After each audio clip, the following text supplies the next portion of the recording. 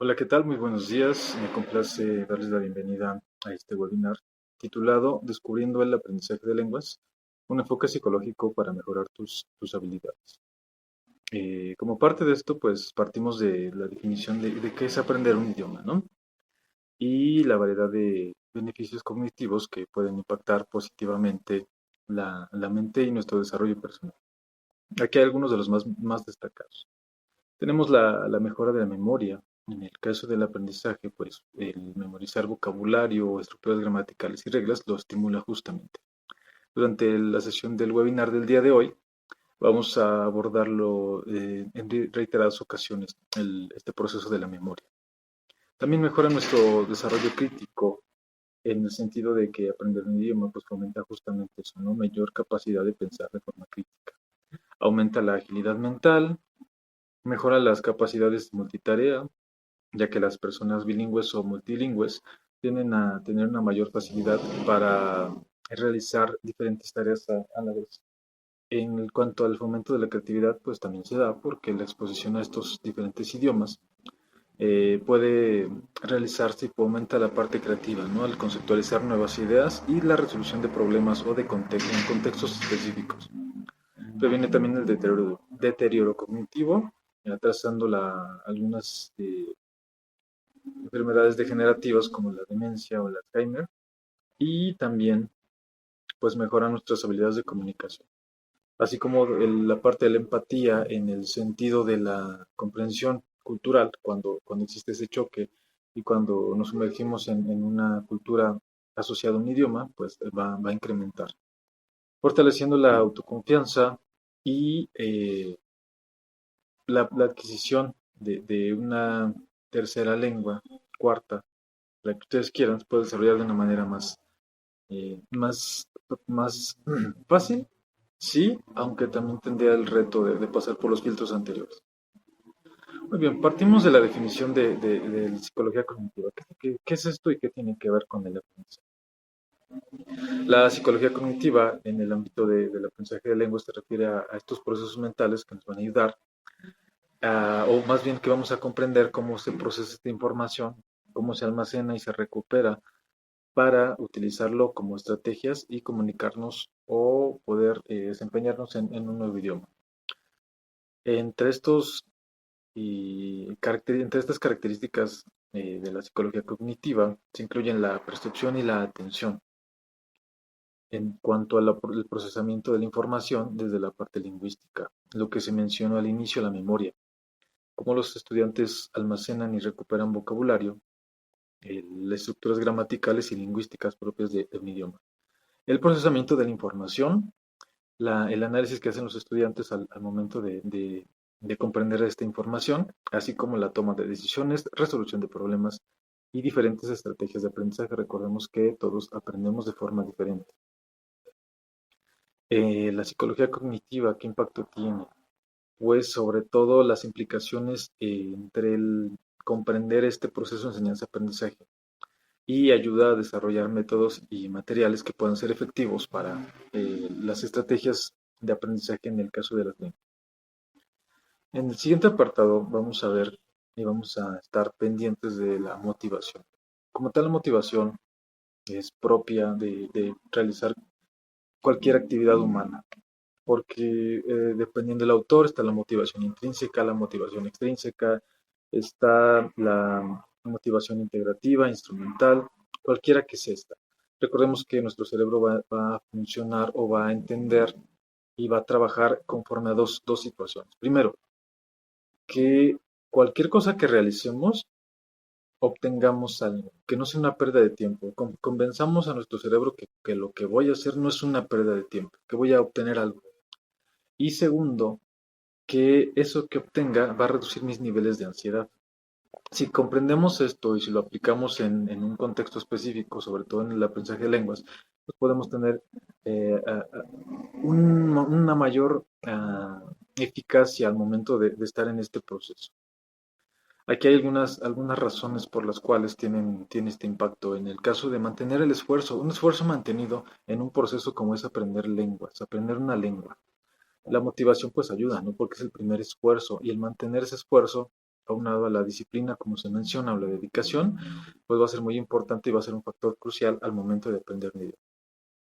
La motivación también ayuda a mejorar el rendimiento de los estudiantes, porque si no es lo mismo que yo quiera aprender, como nos pasa en el sistema educativo mexicano, desde a veces creo que ya lo meten en educación básica, sobre todo en escuelas públicas, la parte donde ya llevo inglés, luego en la secundaria también y la prepa, ¿no? Pero es más a veces como obligatorio por una forma de paso la materia y listo, ¿no? No hay como tal ese rendimiento que me motive, que diga, yo quiero formar parte de este grupo de hablantes o me va a servir porque voy a obtener una ascenso en el trabajo, de ese tipo de situaciones. Cuando hablamos de este rendimiento, la motivación es parte importante, aunque también es indispensable saber que la motivación no solo depende del docente hacia el alumno, sino el alumno hacia sí mismo, qué tanto yo busco estas estrategias. Porque la responsabilidad de aprender una lengua no solo recae en el docente, ni en las estrategias que éste pueda dar, sino muchas veces también en compartir esa responsabilidad con los alumnos. En cuanto al aumento de confianza, la motivación puede dar este aumento de confianza en los estudiantes, ya que las habilidades lingüísticas que se adquieren pues nos van dando la certeza de que podemos interactuar con hablantes en otro idioma. El desarrollo de estrategias de aprendizaje ayuda bastante porque, como se mencionaba al inicio por parte de la psicología cognitiva, el conocer estos procesos pues puede darme ciertas herramientas para implementar estrategias que sean específicas y que le aporten mucho más a los alumnos. Cuando vemos esto, hablamos de superar obstáculos. Aquí entra la parte de la autoestima. ¿En qué sentido? En la autoeficacia, ¿no? ¿Qué tan capaz soy yo para sortear ciertos obstáculos propios de una vida académica o de la vida en general? Cuando supero obstáculos, esta motivación nos ayuda a entender que aprender una lengua, un idioma, es un desafío y que este desafío lo podemos enfrentar con las habilidades que tenemos y con la ayuda y gestión de nuestro docente, así como pues también la autonomía, ¿no? Esto es importante porque el fomento de esa autonomía va a permitir que el estudiante pues fortalezca el proceso de enseñanza-aprendizaje desde su propia trinchera. Aunado a lo anterior, una vez más, la mejora de la retención. Cuando uno está motivado, tiende a tener una mejora en esa parte de la retención de información. Para dar cierre a este tema, es importante destacar que la motivación puede provenir, como se mencionó, desde nosotros, desde el interior, puede prevenir de una fuente externa, o incluso, como se mencionó, puede ser instrumental o integrativa, y ambos son, o más bien todos estos tipos de motivación son importantes, ya que a corto y largo plazo pueden impactar bastante en el aprendizaje de lenguas. Nuestro siguiente punto consiste en la adquisición de un lenguaje. ¿Qué es eso? El adquirir un lenguaje. Pues es un proceso mediante el cual el ser humano aprende y comprende y produce un lenguaje. Este puede ser el lenguaje materno o una L2 también. Este proceso pues implica una capacidad, como se mencionó, de percibir, procesar y producir sonidos, palabras, oraciones, etcétera. Puede ser nuestro proceso de aprendizaje de nuestra lengua materna, por ejemplo. Así como también se une la capacidad de comprender y utilizar el lenguaje en diferentes contextos, ¿no? Hablando de las personalidades lingüísticas y de que hay pautas formales o informales a través de las cuales pues vamos a desempeñarnos y a poder expresar ciertas situaciones. Hay una analogía de los mitos griegos, el mito, el de Aquiles, ¿no? Donde se le dice a su madre que lleve a Aquiles al río Estigia, lo sumerge y dice, pues al sumergirlo todo el agua que toque el cuerpo de Aquiles va a ser inmune, ¿no? A muchas cosas. Se olvida del talón y ese talón pues queda expuesto, ¿no? Entonces, esta adquisición justo es eso. Nosotros somos Aquiles y ese talón que queda expuesto es por donde entra la cultura, por donde entra el lenguaje y de todas estas múltiples habilidades que tenemos, pues podemos desarrollarlas a lo largo de nuestra vida, ¿no? Habilidades sociales, cognitivas, emocionales, que también tienen que ver con los aspectos de la adquisición. Cuando hablamos de adquisición, hablamos de fonología, justamente el producir sonidos, de la morfología, las estructuras de las palabras, de la sintaxis, el comprender y producir oraciones, de la semántica, los significados de esas palabras y de la pragmática, ¿no? En los contextos en los cuales lo voy a utilizar. La adquisición del lenguaje puede ocurrir de una forma natural, como nos pasa a la mayoría desde que estamos en cierto contexto, o a través de una enseñanza o aprendizaje formal, ¿no? Que es lo que nos compete. Nuestro siguiente punto, vamos a enfocarlo a la parte precisa del impacto de la ansiedad y el estrés, porque también hay estrés y hay ansiedad que pueden ser funcionales para realizar ciertas cosas. Este es importante porque el impacto que tiene la ansiedad y el estrés en el aprendizaje de lenguas, pues es un tema muy relevante en el ámbito educativo y psicológico. Vamos a ver algunos factores que pueden afectar este proceso. Lo que se habla del desempeño cognitivo, de todos los procesos a través de los cuales aprendemos algo. Cuando tenemos esta ansiedad y estrés, pues vamos a partir de que el cerebro es muy bueno para resolver problemas, muy bueno, a menos que estés cansado o que estés estresado. Si tenemos esas dos, pues no vamos a funcionar o no vamos a ser tan funcionales como en un ambiente más idóneo, más saludable. Eh, Puede interferir en funciones cognitivas propias como la atención, la memoria y la capacidad de procesar información. Hablando de esto, pues podemos de alguna forma detectar algún problema que se lleve en casa desde el aula.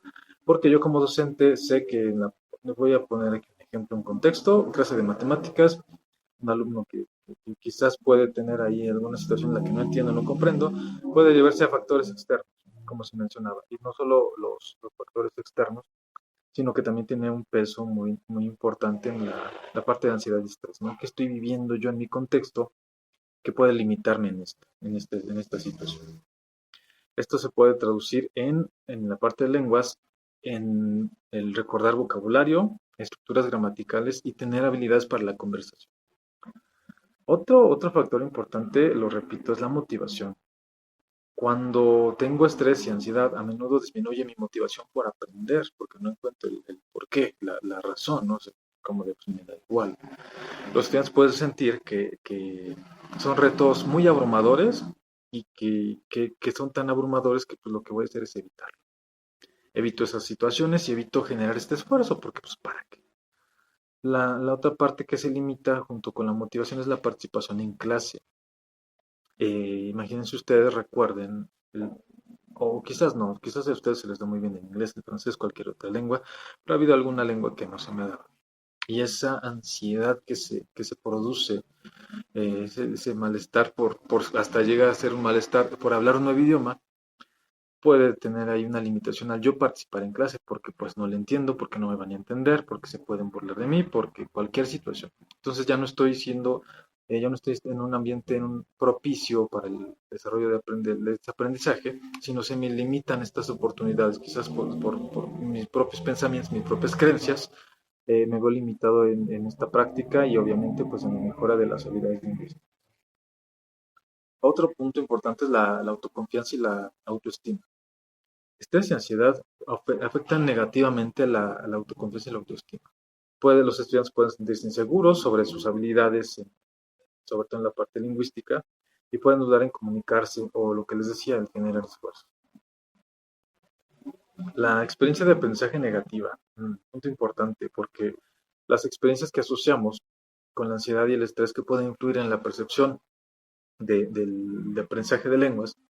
Si un estudiante se asocia a una situación muy estresante, ¿no? Con la teoría del estrés estresante, o sea, muy incómoda, muy desagradable, pues vamos a tener cierta aversión hacia el proceso, no solo para aprender una lengua como digamos inglés, sino para aprender francés, japonés, cualquiera que ustedes, porque tenemos ya una cierta aversión a un proceso.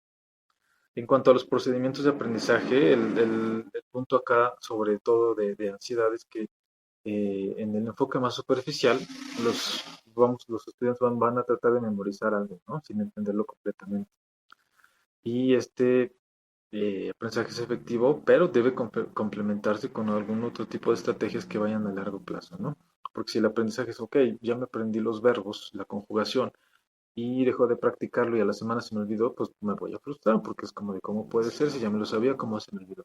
Entonces complementar las dos. Ok, sí la repetición, pero qué más puedo acuñarle a una estrategia que me permita complementar y consolidar el conocimiento?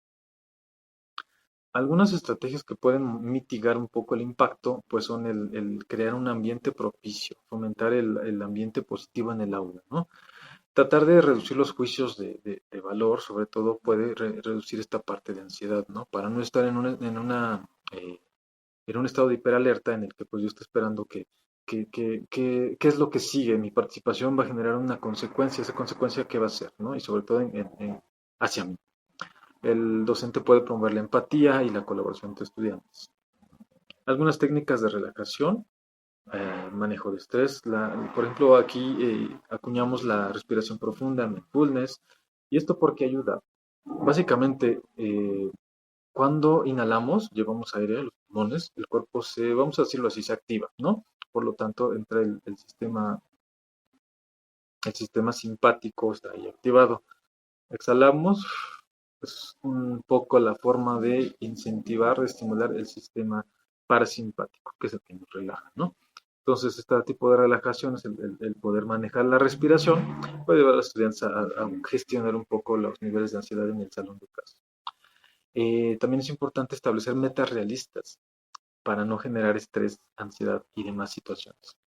Metas realistas que nos lleven a decir son cosas, situaciones que el estudiante puede alcanzar y pues en el momento en el que tengan una situación acertada, pues retribuirlo, ¿no? Celebrar ese logro. También pues este tipo de motivación generan una conexión y una confianza en los alumnos que también puede promover mi participación en el aula. Las prácticas en situaciones seguras. ¿En qué? Pues mi salón debe ser, mi aula debe ser segura. ¿En qué?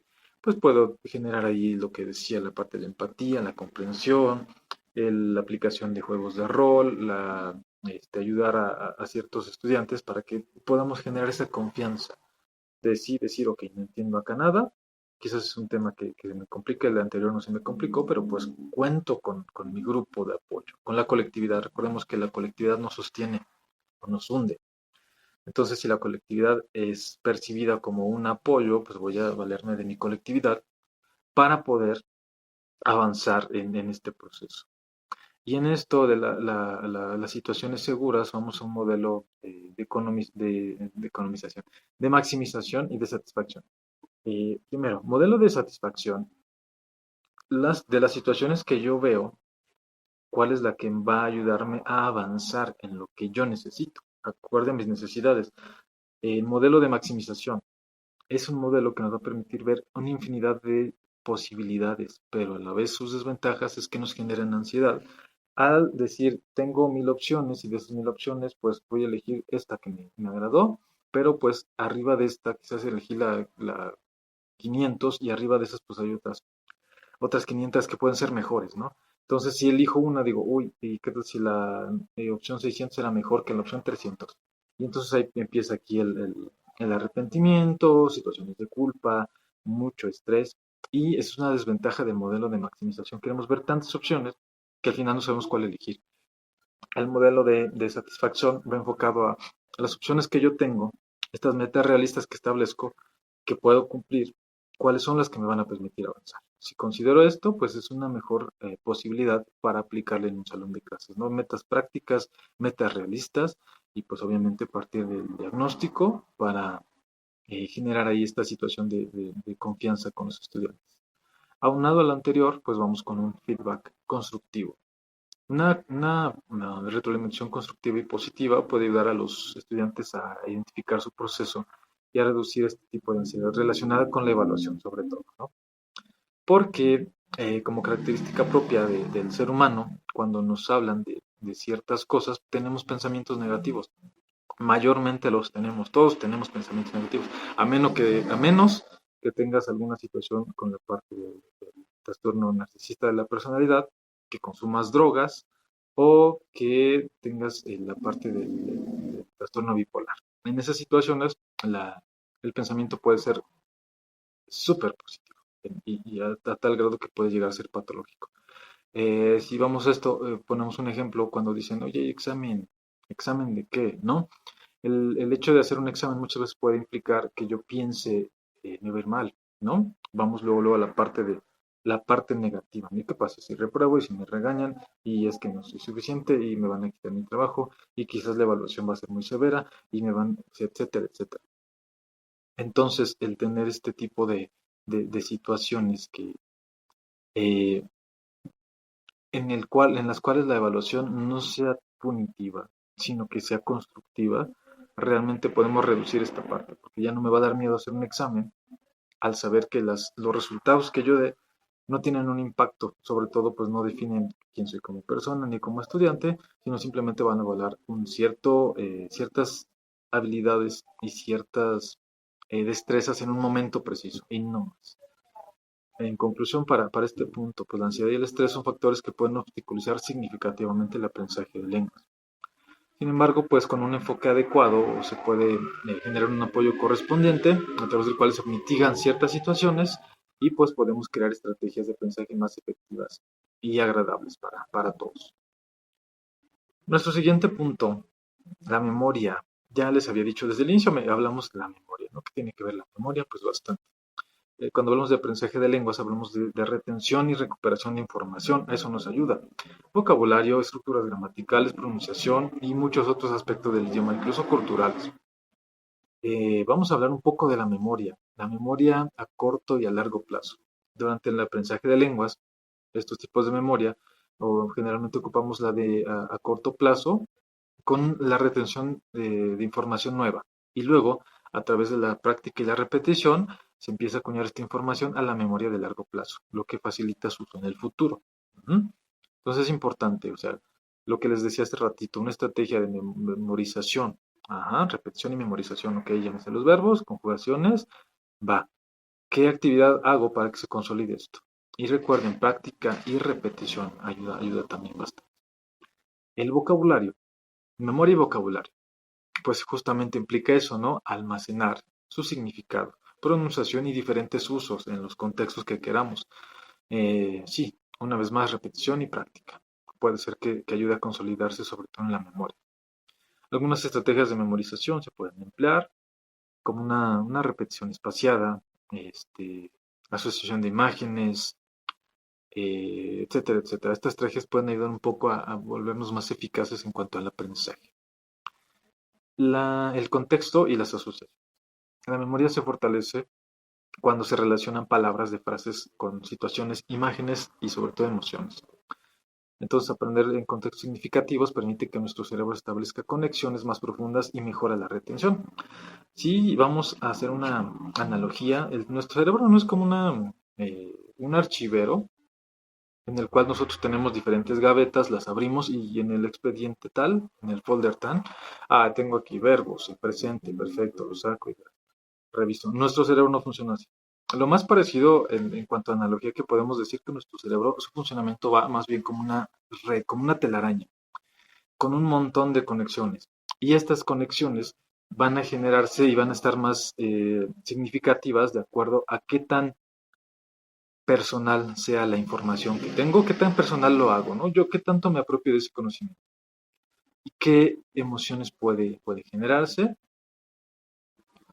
Y también se sugiere, pues, a veces tenerlo como que a mi contexto, a lo que soy yo, cómo me vuelvo, eh, cómo me apropio de este aprendizaje. Por ejemplo, cuando hablábamos de aprender lo de algunos autores de la psicología, Wilhelm Wundt, él de alguna forma tenía que aprenderme, pues primero su nombre, ¿no?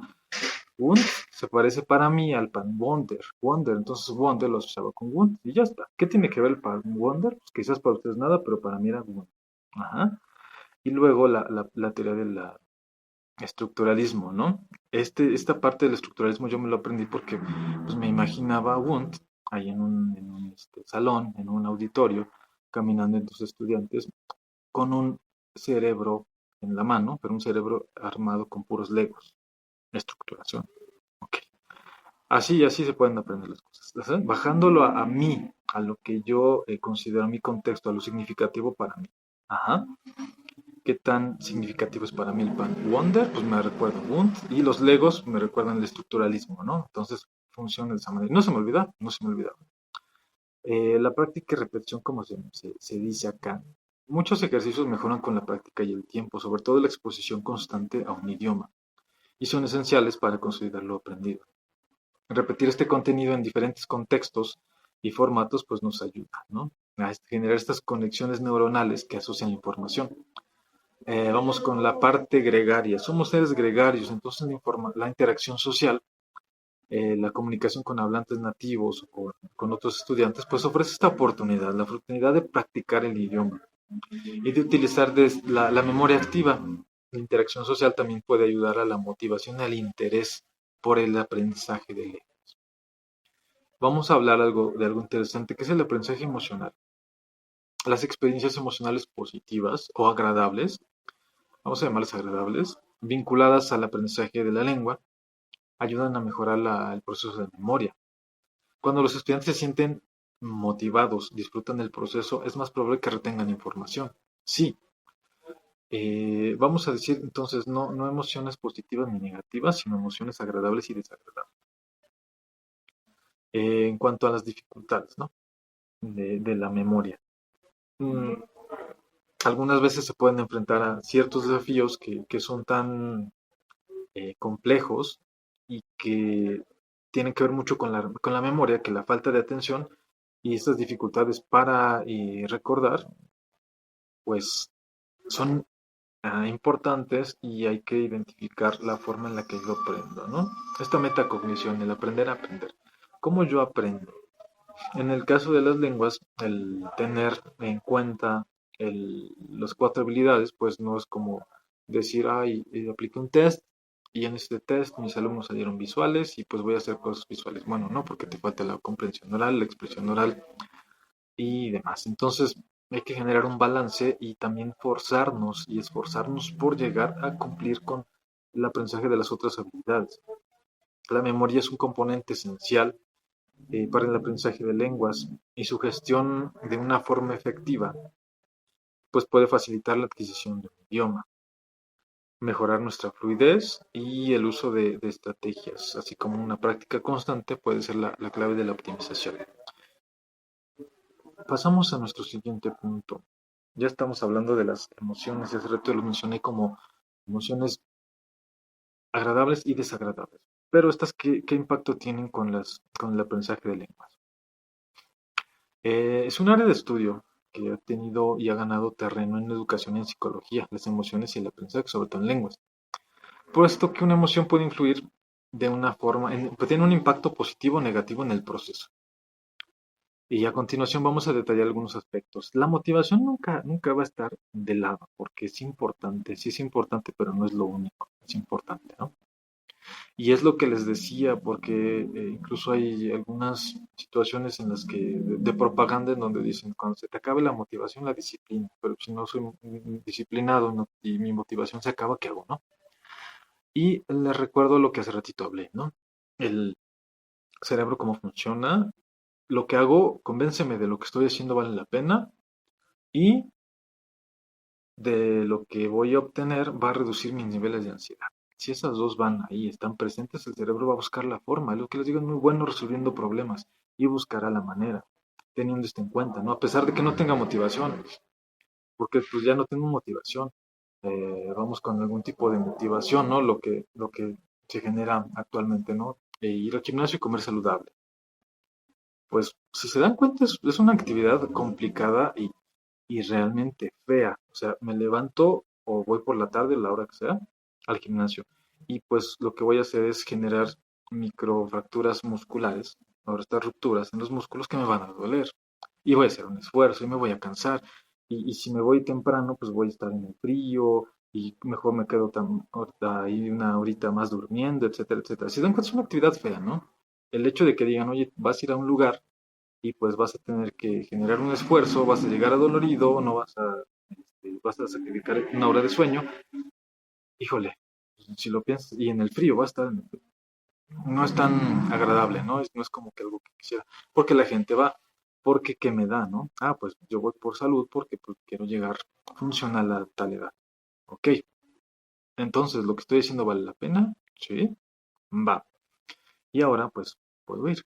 Aquí entra un modelo de la parte de la teoría cognitiva, que es el de la interpretación motivacional y la parte conductual. Interpretación motivacional conductual. La interpretación motivacional es eso, ¿no?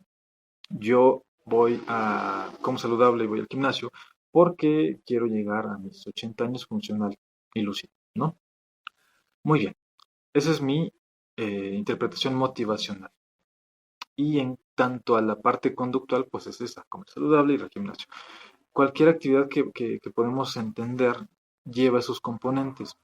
Esta motivación pues va desde generar quizás ese interés, esa curiosidad en el estudiante y pues sobre todo la parte de la satisfacción que puede incrementar esta motivación, la motivación intrínseca.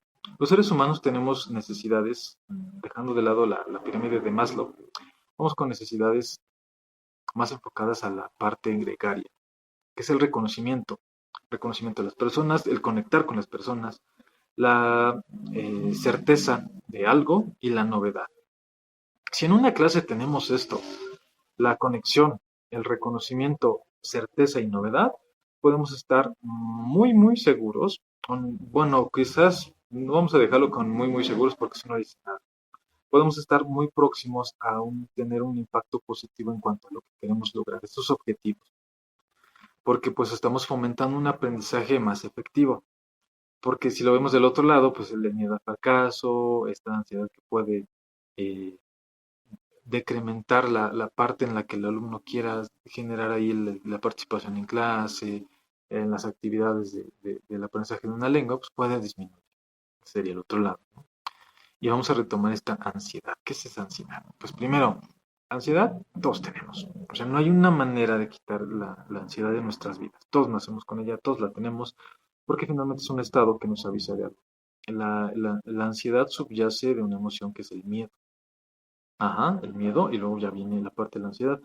Como tal, pues son mensajeros, las emociones son mensajeras que nos dicen que hay algo. Por ejemplo, el miedo nos dice, la vocecita, o por si llamarlo así en una metáfora, el miedo te dice, eh, las herramientas que tienes son lo suficientemente adaptadas y buenas como para la situación que estás atravesando. Eso es lo que nos dice el miedo, como nos da cierta precaución, ¿no? Que de hecho, pues en la parte funcional es eso, ser precavidos, no miedosos, ser precavidos. Y la parte de la ansiedad es más bien ya que nos dice, ok, pueden pasar tantas cosas y no estamos listos. Entonces, aquí, ¿qué vamos a hacer? Cosas básicas. Huir, nos quedamos congelados o peleamos. Entonces, pues nos puede limitar bastante, ¿no? Porque sobre todo la ansiedad, si la tratamos de definir, más bien vamos a una parte de definición física de los síntomas que tenemos, ¿no?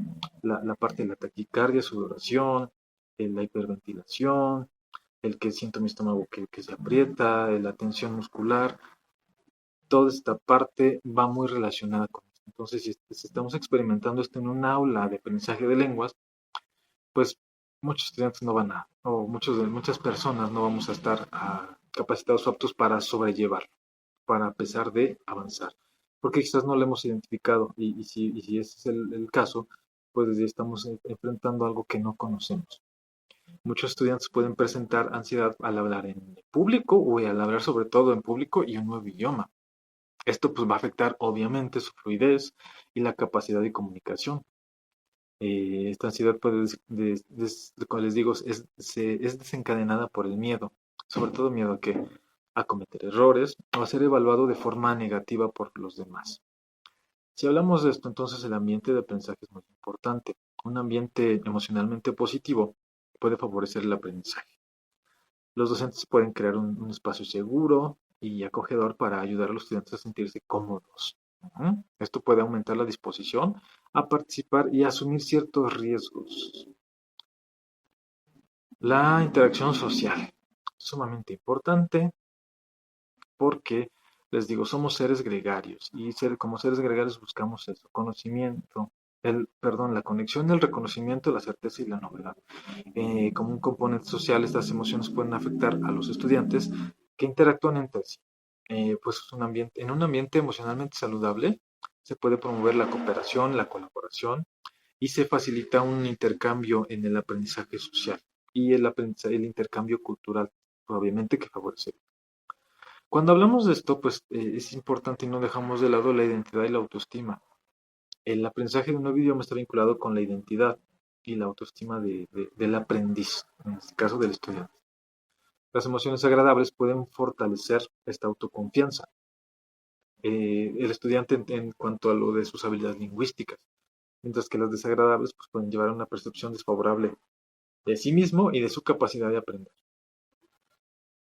Vamos con algunas estrategias en aprendizaje emocionalmente saludable, ¿no? Lo que les decía, mi atmósfera en el salón de clases como es, si yo creo un espacio seguro donde los estudiantes se sientan cómodos y puedan cometer errores, ¿no? Eso puede tener un impacto bastante positivo. El incorporar la gamificación, esto es bien importante, el gamificar las actividades en las que sean interactivas, pero también que generen esta diversión y relajación durante el aprendizaje. Reconocer y gestionar ansiedad, ¿sí? Algunas técnicas de relajación, como les dije, el mindfulness, puede ser que ayuden ahí a sus estudiantes. Quizás no llevarlo como tal una meditación, sino a ejercicio, el ejercicio de 4x4, ¿no? Inhalo 4 segundos, sostengo el aire 4 segundos, exhalo durante 8 segundos. Y otra vez, lo puedes repetir algunas veces y a la larga, misma situación, repetición y práctica pueden ya hacernos funcionar. La motivación intrínseca, ¿esta cómo la voy a motivar? Pues voy a relacionar el contenido de los intereses y experiencias con lo que se genera una conexión emocional con el aprendizaje. ¿Cuáles son las necesidades de mis alumnos y trabajar en torno a ellas? ¿Sí? Identificar las necesidades de los alumnos, no tanto desarrollar estrategias que yo digo es que está padre y esta ahora la haces porque te va a funcionar, ¿no? No, no es tanto funcional cuando no se toma en cuenta eso. En resumen, de este punto, las emociones tienen un impacto significativo en el aprendizaje. Si las comprendemos y las abordamos, pueden mejorar nuestra eficacia en este proceso y apoyar de esta forma a los estudiantes a desarrollar una relación más positiva entre el idioma y el contexto que viven durante el aula, ¿no? Así como lo que están aprendiendo. Nuestro siguiente punto, la interacción social. ¿Y qué importancia tiene, no? Pues bastante, seres gregarios, recuerdo. Por lo tanto, la práctica real de esta interacción social propicia que sea un contexto auténtico para practicar el idioma, ¿no? Ya aprendí y ahora lo voy a aplicar en situaciones de la vida real, con estas estructuras gramaticales y la práctica de ese vocabulario, ¿sí? Ya sé cómo conjugar los verbos, ahora los aplico en un contexto específico. Volviendo a lo quizás más vivencial. Este desarrollo de habilidades comunicativas se puede dar incluso con la interacción con hablantes nativos o algunos compañeros que pues tengan cierto nivel o habilidades en la parte de la escucha, la pronunciación y la expresión oral. La comunicación activa pues puede fomentar esta asimilación más efectiva. Una retroalimentación inmediata es con esta hay que ser cuidadosos porque hay quienes funciona y quienes no están tan habituados a hacerlo, ¿no? En cuanto a la interacción social, la retroalimentación inmediata sobre lo que estás hablando de un idioma puede aclarar dudas y ajustar el aprendizaje. Sobre todo es una ajustación, ¿no? O sea, ajustación, perdón. Se hace un ajuste a la retroalimentación. Retroalimentación inmediata vamos a verlo entonces como un ajuste. El ajuste al aprendizaje según las necesidades individuales, ¿no? Porque puede haber necesidades individuales. Hay alumnos que pronuncian muy bien, hay alumnos que no pronuncian bien, pero generan buenas estructuras. Y sería eso, el ajuste de este aprendizaje según las necesidades individuales. La construcción de confianza, pues interactuando con otros idiomas, se ganan habilidades lingüísticas, ¿no? Y sobre todo acá, pues de repente podemos identificar que hay ciertas personas que quizás tengan más confianza y hablen más o se expresen más en otro idioma que en el propio, en el materno, ¿no? Porque pues les da esa seguridad. Hablando del aprendizaje colaborativo, otra vez más la interacción social, el aprendizaje colaborativo, el compartir estrategias y recursos que pues pueden enriquecer mucho el aprendizaje. El contexto cultural.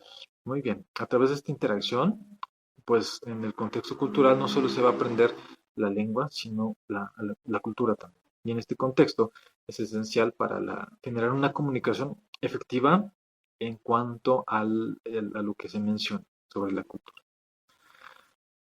La motivación, ya se había dicho, ¿no? La posibilidad de generar las quizás amistades, ¿no? De generar, de hacer amigos, de participar en actividades y de compartir experiencias culturales. Pueden hacer que este proceso, el proceso de aprendizaje, sea más atractivo y significativo.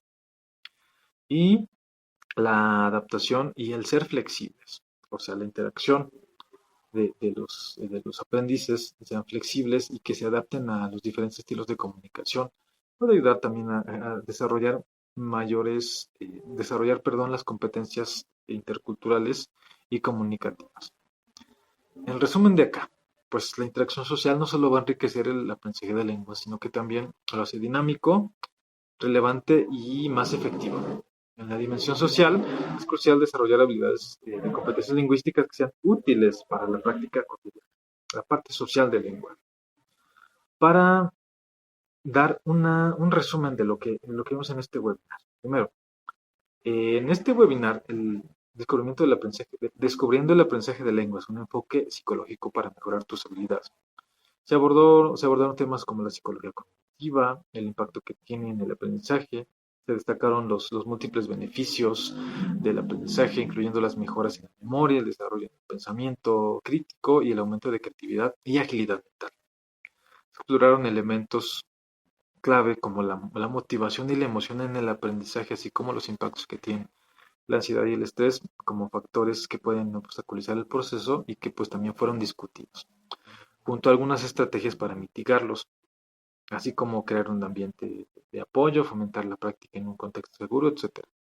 Finalmente se enfatizó en el papel crucial de la interacción social en el aprendizaje de idiomas, destacando cómo éste puede mejorar la confianza, las habilidades comunicativas y un entendimiento cultural. Muchas gracias, hasta la próxima.